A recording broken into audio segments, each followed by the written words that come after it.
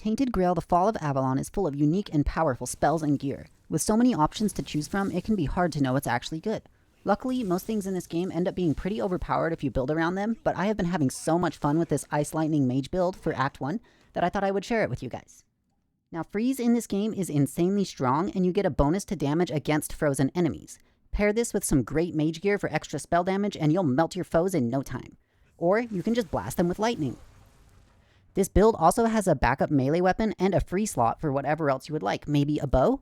But we hardly ever run out of mana, and when we do, we have alchemy to fall back on.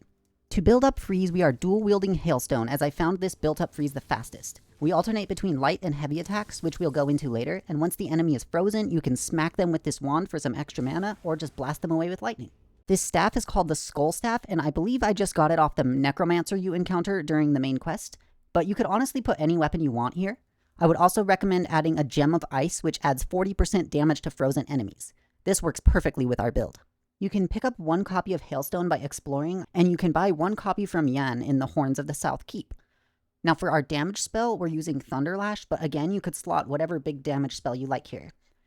You get one copy of this from the Abandoned Stronghold just to the right as you enter and go inside here.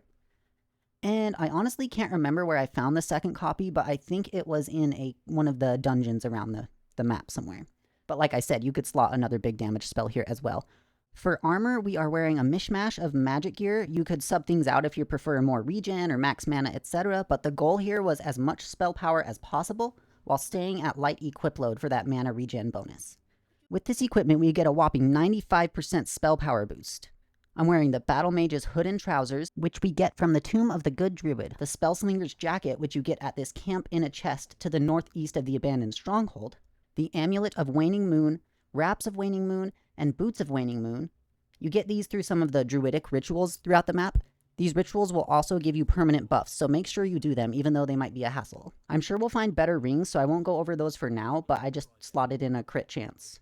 Next, let's talk about the skills I'm prioritizing. Now, obviously, the majority of our upgrades are going to be in spirituality, but we do need some points in endurance for the Waning Moon set. The main skills that synergize here are Charged Cantrip, Infused Cantation, and any skills that give us good buffs on critical hit. By alternating light and heavy spellcasts, we can both get extra damage as well as a massive boost to our crit chance, which procs all these lovely abilities, such as Sorcerer's Efficiency, which gives us back some mana. We also want to make sure we get our max mana higher than our max health to proc this extra 15% spell power from the Waning Moon Wraps. This build got me through Act 1 fairly easily on the hardest difficulty, and I'm sure we'll find even more powerful spells and gear. What are some of your favorite builds in this game so far? Don't forget to like and subscribe, and have a great day. Love you guys.